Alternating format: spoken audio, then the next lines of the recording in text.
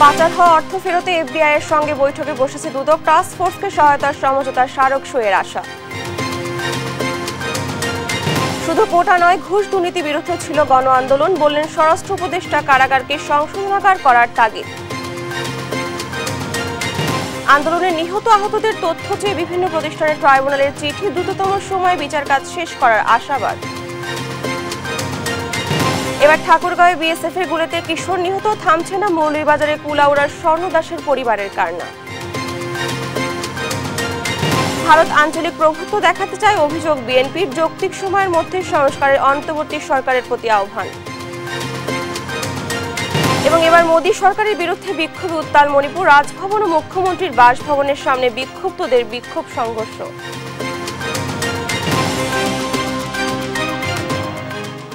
আমন্ত্রণ সংবাদ দুপুরে, দেখছেন শিরোনামগুলো, সঙ্গে আছি আমি ডানা ইসলাম। পাচার হওয়া অর্থ ফেরত আনা ও পাচার রোধে করণীয় নিয়ে যুক্তরাষ্ট্রের গোয়েন্দা সংস্থা এফবিআই এর সঙ্গে বৈঠকে বসেছে দুদক। সোমবার দুপুরে এফবিআই এর লিগ্যাল অ্যাটাচি রবার্ট ক্যামেরুনের নেতৃত্বে প্রতিনিধি দলটি দুদক কার্যালয়ে আসে। এরপর দুদকের মানি লন্ডারিং ও লিগ্যাল শাখার মহাপরিচালক সহ সংশ্লিষ্ট কর্মকর্তাদের সঙ্গে বৈঠক শেষে বসেন তারা। সভায় মানি লন্ডারিং রোধে করণীয়, কারিগরি সহায়তা ও পাচার হওয়া ফেরত আনতে টাস্ক ফোর্সকে কিভাবে এফবিআইকে সহায়তা করতে পারে সেই বিষয়ে আলোচনা হতে পারে। টাস্ক ফোর্সে তাদের সরাসরি অংশগ্রহণ থাকবে নাকি পরামর্শক হিসেবে থাকবে তা নিয়ে আলোচনা হতে পারে। এছাড়া এফবিআই এর সঙ্গে সমঝোতা স্মারক সইয়ের জোর প্রচেষ্টা থাকবে বলে জানিয়েছেন সংশ্লিষ্টরা।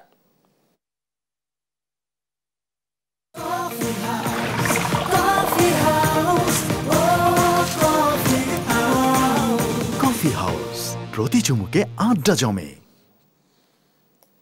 এ বিষয়ে আরো জানাতে সরাসরি যুক্ত হচ্ছেন সহকর্মী নূপুর মাহমুদ। নূপুর, বৈঠকের বিষয়ে আর কি তথ্য আছে আপনার কাছে, বিস্তারিত আমাদেরকে জানাবেন।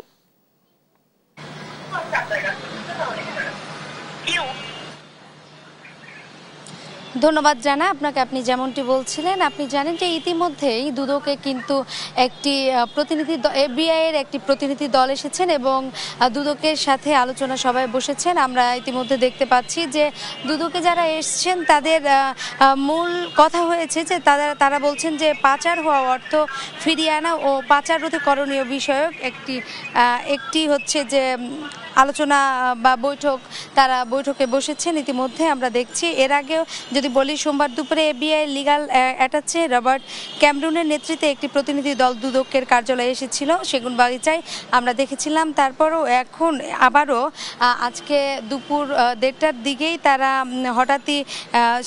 হঠাৎই দুদকে আসেন আর তারা বৈঠকে বসেন। আপনাকে যদি একটু জানিয়ে রাখি যে এর আগে আপনি জানেন যে প্রায় 18 লক্ষ কোটি টাকা বিদেশে পাচার হয়েছে বলে বিভিন্ন অনুসন্ধানে কিন্তু আমরা দেখেছি।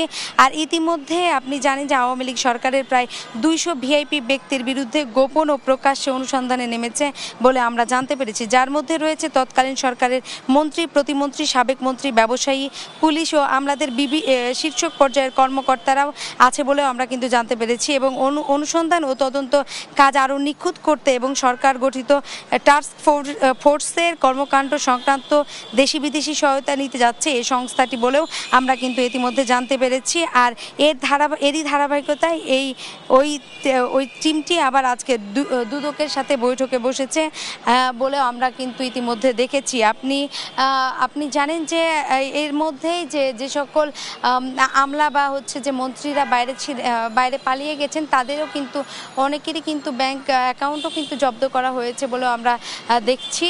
আর সেই সাথে যারা বিদেশে পাচার করেছেন অর্থ, তাদেরকে কিন্তু দেশে এনে শাস্তির ব্যবস্থা করা হবে বলেও আমরা কিন্তু বিভিন্ন সূত্রে দেখতে পাচ্ছি বা বিভিন্ন গণমাধ্যমের মাধ্যমে কিন্তু আমরা এই সকল বিষয়ে জানতে পারছি। আরেকটি বিষয় আপনাকে জানিয়ে রাখি, দলটি দুদকের যে মানি লন্ডারিং ও লিগ্যাল শাখার মহাপরিচালক সহ যারা ছিল সংশ্লিষ্ট কর্মকর্তারা, তাদের সঙ্গেই কিন্তু বিশেষ বৈঠকে বসেছে আজকে। আর সবাই মূলত তাদের আজকের সবার মূল আলোচ্য বিষয় হচ্ছে যে মানি লন্ডারিং রোধে করণীয় আর কারিগরি সহায়তা ও অন্তর্বর্তীকালীন সরকারের টাকা ফেরাতে যে টাস্ক ফোর্সকে কিভাবে এফবিআইকে পাশে পাবে সেই বিষয়ে আলোচনা করবে বলেও কিন্তু আমরা জানতে পেরেছি। এছাড়াও যে এফবিআইয়ের সঙ্গে একটি এমইউ এর স্বাক্ষর করার জোর প্রচেষ্টা থাকবে বলেও কিন্তু জানা গেছে। এই সকল বিভিন্ন বিষয় নিয়েই কিন্তু দুদকে আজকে তাদের সাথে একটি বৈঠকে বসেছেন। আর সেই সাথে আমরা এখন পর্যন্ত যেহেতু বৈঠকে আছেন, তারা পরবর্তীতে বৈঠক শেষে বের হলে আমরা জানতে পারবো তাদের সাথে আরও বিভিন্ন বিষয়ে আলোচনা হয়েছে কিনা। এই বিষয়গুলো আমরা গণমাধ্যমের কাছে যখন এসে বৈঠক শেষে বলবে সেই মুহূর্তে আমরা জানতে পারবো। ডানা। নূপুর, ধন্যবাদ আপনাকে। দুদক কার্যালয় থেকে যুক্ত ছিলেন আমাদের সহকর্মী। বৈষম্য বিরোধী ছাত্র আন্দোলন শুধু কোটার জন্য হয়নি, এর পেছনে মূল কারণ হিসেবে কাজ করেছে ঘুষ, দুর্নীতি ও দ্রব্যমূল্যের ঊর্ধ্বগতি। এমন মন্তব্য করেছেন স্বরাষ্ট্র উপদেষ্টা লেফটেন্যান্ট জেনারেল অবসরপ্রাপ্ত জাহাঙ্গীর আলম চৌধুরী। সকালে রাজধানী বকশীবাজারে কারা অধিদপ্তরে কর্মকর্তাদের সঙ্গে মতবিনিময় সভায় এসব কথা বলেন তিনি। কারাগারকে সংশোধনাগার হিসেবে গড়ে তোলার আহ্বান জানিয়ে উপদেষ্টা বলেন, ঘুষ দুর্নীতি বন্ধের মাধ্যমে কারাগারের বেশিরভাগ সমস্যার সমাধান সম্ভব। এ সময় কারারক্ষীদের প্রশিক্ষণের মাধ্যমে দক্ষতা বৃদ্ধির তাগিদ দিয়ে তিনি বলেন, কারারক্ষী ও কয়েদিদের খাবারের মান উন্নত করতে হবে। এ সময় কারা কর্মকর্তা কর্মচারীদের বিভিন্ন দাবি দেওয়া সম্পর্কে অবহিত হন উপদেষ্টা। কারারক্ষীরা তাদের যে সমস্যার কথা বলে, তাকে একটা বড় সমস্যা তাদের খাওয়ার মান ঠিক নেই। এটার ভিতরে একটা বড় ধরনের ঝামেলা আছে। এটার ভিতরে আপনারা যারা যারা ইনভলভ আছেন তারা সাবধান হয়ে যান, কোনো ধরনের ছাড় দেওয়া হবে না। কারারক্ষীদেরও খাবারের মানের উন্নতি করতে হবে এবং যারা কয়েদি তাদেরও খাওয়ার মান উন্নতি করতে হবে। যেইভাবে হোক ঘুষ বন্ধ করতে হবে, এটার কিন্তু কোনো অল্টারনেটিভ নাই। যতদিন প্রয়োজন আইনশৃঙ্খলা বাহিনীকে সহযোগিতার কথা জানিয়েছেন নৌবাহিনী প্রধান অ্যাডমিরাল এম নাজমুল হাসান। শনিবার ভোলা আইনশৃঙ্খলা বাহিনীর সদস্যদের সঙ্গে মতবিনিময় শেষে কথা বলেন তিনি। নৌবাহিনী প্রধান জানান, দেশের পরিবর্তনের সুফল যেন জনগণ পায়, সেজন্য সবাইকে কাজ করতে হবে। নৌপথে চাঁদাবাজি, সহিংসতা রোধ এবং জননিরাপত্তা নিশ্চিতে কাজ করে যাওয়ার ঘোষণাও দেন নৌবাহিনী প্রধান।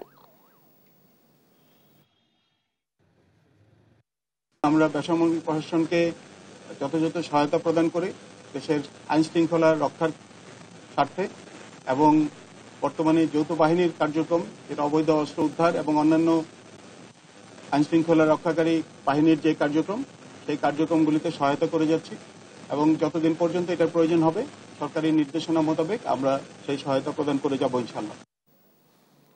বৈষম্য বিরোধী ছাত্র আন্দোলন চলাকালে গুলিতে নিহত ও আহতদের তথ্য চেয়ে দেশের সব সরকারি বেসরকারি হাসপাতাল ও কবরস্থান সহ জেলা প্রশাসকদের কাছে চিঠি পাঠিয়েছে আন্তর্জাতিক অপরাধ ট্রাইব্যুনালের তদন্ত সংস্থা।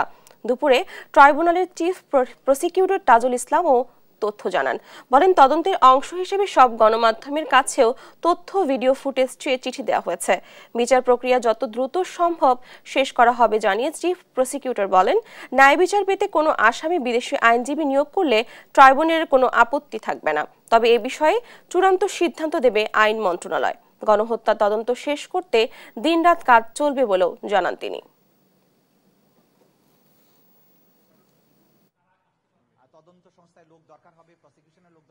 বাংলাদেশের এই ছাত্র জনতার অভ্যুত্থানে যে আমাদের ছাত্র নেতারা ছিলেন, সমন্বয়করা ছিলেন, তাদের সবার প্রতি আমাদের আহ্বান থাকবে যে আপনারা এই ফোর ফ্রন্টে ছিলেন, ফিল্ডে ছিলেন, আপনারা দেখেছেন ঘটনাগুলো কিভাবে ঘটেছে। আপনাদেরকে অর্গানাইজড ওয়েতে এই তদন্ত সংস্থাকে সহায়তা করার জন্য আমরা অনুরোধ করছি। যারা যা জানেন এই ঘটনার ব্যাপারে তারা যাতে তাদের যে সমস্ত চোখে দেখা জিনিস আছে সেটা আমাদেরকে সাক্ষী হিসাবে দিয়ে আমাদেরকে সহযোগিতা করে। এটা নিশ্চয়ই ন্যায় বিচার প্রাপ্তির অভিলাষ, ন্যায় বিচার প্রাপ্তির থ্রাস্ট। কিছুতেই থামছে না বাংলাদেশ সীমান্তে ভারতীয় সীমান্তরক্ষী বাহিনীর হত্যাকাণ্ড। এবার ঠাকুরগাঁয়ের বালিয়াডাঙ্গি সীমান্তে বিএসএফ এর গুলিতে জয়ন্ত কুমার সিং নামে এক বাংলাদেশি কিশোরের মৃত্যু হয়েছে। আহত হয়েছেন তার বাবা ও আরও একজন।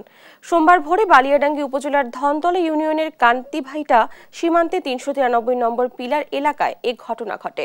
পুলিশ জানায়, বিএসএফ এর গুলিতে একজন কিশোরের মৃত্যু হয়েছে আর আহত দুজন রংপুরে চিকিৎসাধীন আছেন।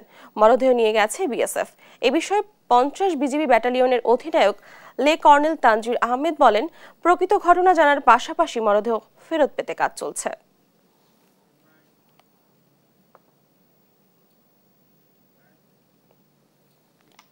এদিকে মৌলভীবাজারে কুলাউড়া সীমান্তে বিএসএফ এর নির্মমতার বলি স্বর্ণা দাসের পরিবারের কান্না থামছেই না।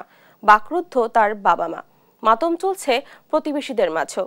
ঘটনার বিচার চেয়ে সীমান্তে আর যাতে কেউ হত্যার শিকার না হয় সে বিষয়ে কঠোর পদক্ষেপ চায় স্বর্ণার সহপাঠী সহ এলাকাবাসী। সালে এরহাইকুটির তথ্যচিত্রে ফারিয়া ইসলামের ডেস্ক রিপোর্ট। বিএসএফ এর গুলিতে অষ্টম শ্রেণীর ছাত্রী স্বর্ণা দাসকে হারিয়ে পরিবারে চলছে শোকের মাতম। শোকে কাতর মা সঞ্জিতা দাস। এমন মৃত্যুতে এলাকায় নেমে এসেছে শোকের ছায়া। স্বর্ণা মৌলভীবাজারের জুড়ি উপজেলার কালনিগড় গ্রামের পরেন্দ্র দাসের মেয়ে। দালালের মাধ্যমে রাতে কুলাউড়ার লালারচক সীমান্ত দিয়ে মায়ের সাথে ভারতের ত্রিপুরায় আত্মীয়দের বাড়ি যাবার পথে বিএসএফ এর গুলিতে মৃত্যু হয় স্বর্ণার। মা সঞ্জিতা দাস রাতের আধারে গুলিবদ্ধ মেয়ের হাত ধরে টেনে কিছু দূর নিয়ে আসেন। তখন মেয়ে স্বর্ণা মাকে তার প্রাণ রক্ষা করতে বলে। চোখের সামনে মেয়ের নির্মম মৃত্যুতে মা সঞ্জিতা দাস শোকে পাথর। বাবা পরেশ দাস বারবার মূর্ছা যাচ্ছেন, বলেন স্বর্ণার ভাই। আমার বোন গুলিবিদ্ধ হওয়ার পরে মাকে শুধুমাত্র সেবার কথা বলেই সে ফিরে যায়। তারপর তো আর মা তাকে নিয়ে আসেন। এরপর তো মা তো খুবই অসুস্থ, নিজের প্রতি শরীরের খুবই অবস্থা। আমার বাবারও মাথা কাজ করতেছে না, খুব অসুস্থভাবে আসেনি। বিদ্যালয়ের প্রাণচঞ্চল মেধাবী শিক্ষার্থীকে হারিয়ে শোকে স্তব্ধ শিক্ষক শিক্ষিকা। অত্যন্ত মেধাবী এবং সৃজনশীল একটি শিক্ষার্থীকে হারালাম। সে আমাদের বিদ্যালয়ের বিভিন্ন সাংস্কৃতিক কর্মকাণ্ড, খেলাধুলা সবকিছুতে সে তার একটা সরব অংশগ্রহণ ছিল। সকল শিক্ষক, ছাত্রছাত্রী ও বিদ্যালয়ের পরিবার আসলে স্বর্ণার মৃত্যুতে আমরা খুবই শোকগ্রস্ত। সেদিন থেকে এখনো আমার মনে হয় যে স্বর্ণা ফিরে আসবে, আমি মেনে নিতে পারছি না। নিরাপদ সীমান্তের দাবি স্বর্ণার সহপাঠীদের। চোখের সামনে আমরা বাসিয়া উঠছে যে তাই কিভাবে মরলো, এটা তো আমরা অনেক দুঃখজনক। স্বর্ণা এভাবে মারা গেছে, আমরা চাই না আমরা যে সহপাঠী এভাবে মারা যাক, তাই যে ইলা গুলি খাইয়া মারা গেছে এর আমরা বিচার চাই। একটা মেয়েকে এভাবে হত্যা করলে সবারই কষ্ট হয়। সে অনেক ভালো ছিল, প্রোগ্রামে খেলতো। মর্মান্তিক মৃত্যুকে মেনে নিতে পারছেন না শান্ত এই জনপদের মানুষ। ঘটনার সুষ্ঠু বিচারের দাবি স্থানীয়দের। কালনিগড় সহ পুরা জুড়ি উপজেলা স্বর্ণার মৃত্যুতে আসলে একেবারে শোকাহত।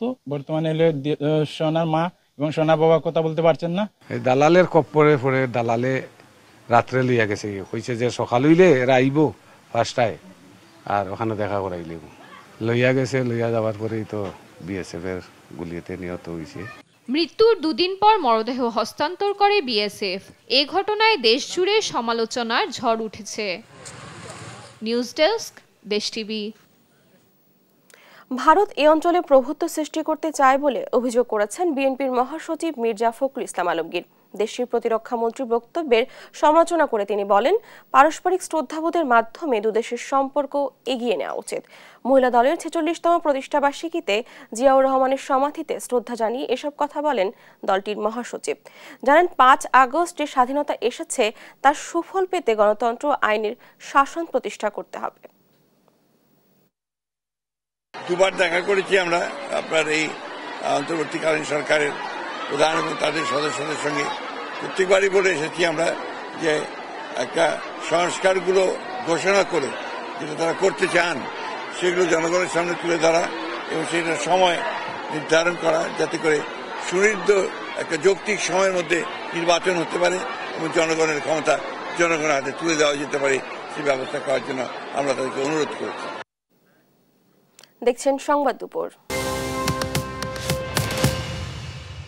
দেশে বাড়ছে এডিস মশাবাহিত রোগ ডেঙ্গুর প্রকোপ। গেল 7 দিনে ডেঙ্গু আক্রান্ত হয়ে 2366 জন হাসপাতালে ভর্তি হয়েছেন। রোববার আরও একজনের মৃত্যুতে চলতি বছর প্রাণহানি দাঁড়িয়েছে 96 জনে, আর আক্রান্ত হয়েছেন 15,670 জন। পরিস্থিতি নিয়ন্ত্রণে জনসচেতনতা বৃদ্ধির পাশাপাশি মশক নিধন কার্যক্রম জোরদারের পরামর্শ দিয়েছেন চিকিৎসকরা। নূপুর মাহমুদের রিপোর্টে দেখুন বিস্তারিত। দৃশ্যটি রাজধানীর মুগদা হাসপাতালে। প্রতিদিন বাড়ছে ডেঙ্গু রোগী। বেডে জায়গা না পেয়ে মেঝেতেই চিকিৎসা নিচ্ছেন অনেকেই। চলতি বছর এ পর্যন্ত ডেঙ্গুতে আক্রান্ত হয়ে হাসপাতালে ভর্তি হয়েছেন 15,800-র বেশি মানুষ। আগের বছরে একই সময়ে যা ছিল 1,40,700-র বেশি। চলতি বছরে মৃত্যু হয়েছে 92 জনের, গেল বছর যা ছিল 691 জন।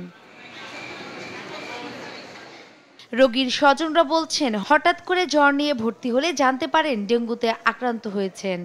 3 দিন জ্বর ছিল, পরে টেস্ট করালাম ইবনে সিনা থেকে, তো ওইখান থেকে পজিটিভ আসছে।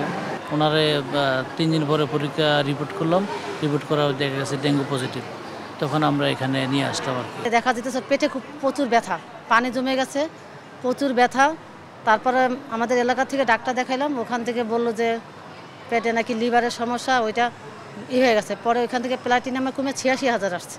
মুগদা হাসপাতালের পরিচালক জানান, এখন আর বিশেষ মৌসুম নয়, সারা বছরই মানুষ ডেঙ্গুতে আক্রান্ত হচ্ছে।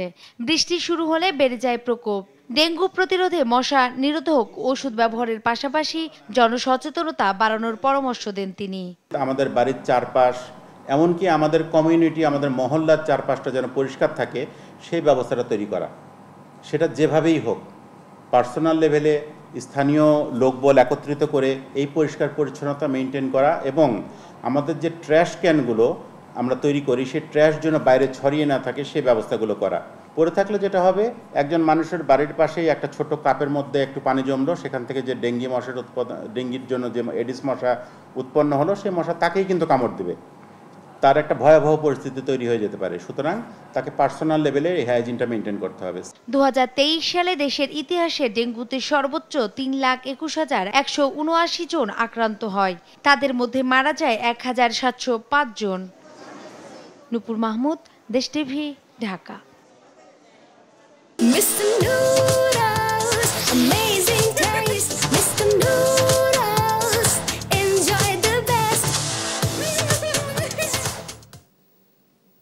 এককভাবে নয়, বিশ্ববিদ্যালয়ের যে কোনো ইস্যুতে উপাচার্য সহ সবার মতামত নিয়ে সিদ্ধান্ত নেওয়ার কথা জানিয়েছেন ঢাকা বিশ্ববিদ্যালয়ের উপাচার্য প্রফেসর ডক্টর নিয়াজ আহমেদ খান। জানান, কোনো পক্ষ যাতে এককভাবে শক্তিশালী না হয় তাই এই সিদ্ধান্ত নেওয়া হয়েছে। সোমবার সকালে ঢাকা বিশ্ববিদ্যালয়ের শিক্ষক সমাজের আয়োজনে ঢাকা বিশ্ববিদ্যালয়ের শিক্ষা ব্যবস্থার সংস্কার শীর্ষক আলোচনার সভায় উপাচার্য এসব কথা বলেন। এর আগে বিশ্ববিদ্যালয়ের সংস্কারের ব্যাপারে খসড়া প্রস্তাব তুলে ধরেন বক্তারা। এ বিষয়ে উপাচার্য বলেন, অনেক সীমাবদ্ধতার মধ্যে বিশ্ববিদ্যালয়ের সংস্কারে শিক্ষার্থী, প্রশাসনিক ও একাডেমিক পর্যায়ে আলোচনা চলছে। চলতি মাসেই শিক্ষা কার্যক্রম শুরু হবে বলেও জানান উপাচার্য। অপারেশনাল পর্যায়ে কিছু কিছু হয়তো আমরা চেষ্টা করলে, একটু উদ্যোগ দিলে, সবাই মিলে যদি চেষ্টা করি সম্ভব। নীতিগত যে বিষয়গুলি আছে সমাজের, যেহেতু সমাজের প্রতিষ্ঠান, বিশেষ করে ঢাকা বিশ্ববিদ্যালয়ের ক্ষেত্রে সবার একটা আলাদা আগ্রহ থাকে, উপর থেকে যদি সমাজের সাথে বিশ্ববিদ্যালয়ের চুক্তির অংশ হিসেবে উপরি কাঠামোতে যদি একরকম ঐক্যমত হয়, তখন নিচের দিকে আমাদের সেটি বাস্তবায়ন করার কাজটা একটু সহজ হবে। বৈষম্য দূর করতে নারী পুরুষ নির্বিশেষে মেধাবীদের নিয়োগ নিশ্চিত করতে 2 দফা দাবি জানিয়েছেন বৈষম্য বিরোধী চাকরি প্রত্যাশীরা। প্রাথমিক ও গণশিক্ষা মন্ত্রণালয়, জনপ্রশাসন মন্ত্রণালয়, আইন বিচার ও সংসদ বিষয়ক মন্ত্রণালয়কে আগামী 72 ঘন্টার মধ্যে এই বিষয়ে ব্যবস্থা নেওয়ার দাবি জানান তারা। বলেন, 93% মেধা ও 7% কোটার ভিত্তিতে দ্রুততম সময়ে প্রাথমিক সহকারী শিক্ষক নিয়োগ দিতে হবে। চলতি বছরের 31 জুলাই পর্যন্ত শূন্য পদের বিপরীতে সর্বোচ্চ সংখ্যক শিক্ষক নিয়োগের দাবিও জানান আন্দোলনকারীরা। প্রাথমিক সহকারী শিক্ষক নিয়োগ বিধিমালা 2019 অবশ্যই বাতিল করতে হবে এবং জনপ্রশাসন মন্ত্রণালয় কর্তৃক জারিকৃত কোটা সংক্রান্ত সর্বশেষ প্রজ্ঞাপন অনুসারে 93% মেধা এবং 7% কোটার ভিত্তিতে প্রাথমিক সহকারী শিক্ষক নিয়োগ তৃতীয় ধাপ ঢাকা চট্টগ্রাম বিভাগের চূড়ান্ত ফলাফল দ্রুত সময়ের মধ্যে প্রকাশ করতে হবে। আরেকটা দাবি হচ্ছে, সর্বশেষ যে 31 জুলাই 2024 পর্যন্ত সকল সংগৃহীত শূন্য পদের বিপরীতে সর্বোচ্চ সংখ্যক শিক্ষক নিয়োগের নিশ্চয়তা আমাদেরকে দিতে হবে। বাগেরহাটে পিকআপ ভ্যান ইজি বাইক সংঘর্ষে বাইকের 4 যাত্রীর মৃত্যু হয়েছে, আহত হয়েছে আরও একজন। সোমবার সকালে বাগেরহাট খুলনা মহাসড়কের টাউন নোয়াপাড়া এলাকায় এই দুর্ঘটনা ঘটে। জানা যায়, খুলনাগামী একটি পিকআপ ভ্যানের সঙ্গে বিপরীত দিক থেকে আসা একটি ইজি বাইকের মুখোমুখি সংঘর্ষ হয়। এতে ঘটনাস্থলে ইজি বাইকে থাকা ৩ জনের মৃত্যু হয়, আহত হয় আরও 2 জন।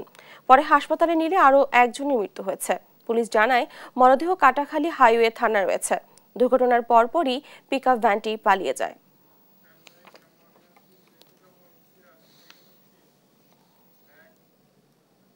দেখছেন সংবাদ দুপুর। এবার মোদী সরকারের বিরুদ্ধে বিক্ষোভে উত্তাল ভারতের উত্তর পূর্বাঞ্চলীয় রাজ্য মণিপুর। রোববার স্থানীয় সময় রাতে রাজভবন এবং মুখ্যমন্ত্রীর বাসভবনে বিক্ষোভ শুরু করে বিক্ষুব্ধরা। তাদের ছত্রভঙ্গ করতে টিয়ারশেল নিক্ষেপ করে আইনশৃঙ্খলা রক্ষা বাহিনী। এদিকে চলমান পরিস্থিতিতে রাজ্যপালের সঙ্গে দেখা করেন মুখ্যমন্ত্রী এন বীরেন সিং। এ সময় রাজ্যের আঞ্চলিক অখণ্ডতা রক্ষার আবেদন জানান তিনি। এ নিয়ে আরও জানাচ্ছেন আফরিন মৌ। রাতের আধারে মশাল হাতে রাস্তায় শত শত মানুষ। ভারতের মণিপুরের রাজধানী ইম্ফলের পশ্চিম জেলায় বিদ্রোহীদের হামলার প্রতিবাদে রোববারও স্থানীয় সময় রাতে হাজার হাজার মানুষ রাস্তায় নেমে আসেন। সহিংসতা রুখতে রাজ্য সরকার ব্যর্থ বলেও অভিযোগ তোলেন তারা। দীর্ঘ পথ পায়ে হেঁটে রাজভবন এবং মুখ্যমন্ত্রীর বাসভবনের দিকে অগ্রসর হতে থাকেন বিক্ষুব্ধ জনতা। এক পর্যায়ে বিক্ষোভকারীদের ওপর চড়াও হয় পুলিশ। ছত্রভঙ্গ করতে নিরাপত্তা বাহিনী কাঁদানে গ্যাসের সঙ্গে টিয়ারশেল নিক্ষেপ করে। এ সময় নিরাপত্তা বাহিনী মিছিলে বাধা দিলে রাস্তায় বসে ভয়াবহ হামলার সঙ্গে জড়িত দোষীদের গ্রেফতারে কর্তৃপক্ষের ব্যর্থতা তুলে ধরে দেন নানা স্লোগান। দাবি তোলেন পুলিশ প্রধানের পদত্যাগেরও। এদিকে দিন দিন মণিপুরের অস্থিরতা বাড়তে থাকায় শিক্ষা প্রতিষ্ঠানগুলো আরও 2 দিন বন্ধ রাখার সিদ্ধান্ত নিয়েছে রাজ্য সরকার। রোববার ইম্ফলের রাজ্য সচিবালয়ে যৌথ প্রতিনিধিরা হত্যাকাণ্ডের বিরুদ্ধে ব্যবস্থা নিতে মুখ্যমন্ত্রীর সঙ্গে বৈঠক করেন। এদিন রাতে 24 ঘন্টারও কম সময়ের মধ্যে দ্বিতীয়বারের মতো রাজ্যপালের সঙ্গে বৈঠকে বসেন মুখ্যমন্ত্রী এন বীরেন সিং। এ সময় আঞ্চলিক অখণ্ডতা রক্ষাসহ বেশ কয়েকটি দাবি পেশ করেন তিনি। এছাড়া মণিপুরের কুকি বিদ্রোহী গোষ্ঠীগুলো রাজ্যটিতে আলাদা প্রশাসনের বিষয়ে দাবি জানিয়ে আসছে। এ বিষয়ে কেন্দ্রীয় সরকারকে নতি স্বীকার না করার আহ্বান জানান এন বীরেন সিং। গণমাধ্যমের বরাতে জানা যায়, মণিপুরের এ উত্তপ্ত পরিস্থিতি সামাল দিতে কেন্দ্রীয় সরকারকে পদক্ষেপ নেয়ার আহ্বানও জানানো হয়েছে। ভারতীয় গণমাধ্যম এনডিটিভির প্রতিবেদনের তথ্য অনুযায়ী দীর্ঘ 16 মাস ধরে কুকি ও মেইতে সম্প্রদায়ের মধ্যে সংঘাত চললেও কিছুদিন সুপ্ত অবস্থায় ছিল। তবে চলতি মাসের শুরু থেকে তা আবারও ভয়ঙ্কর রূপ নিচ্ছে। অত্যাধুনিক সব ড্রোন দিয়ে বেসামরিকদের উপর চালানো হয়েছে হামলা। আফরিন মৌ, নিউজ ডেস্ক, দেশ টিভি। দেখছেন সংবাদ দুপুর।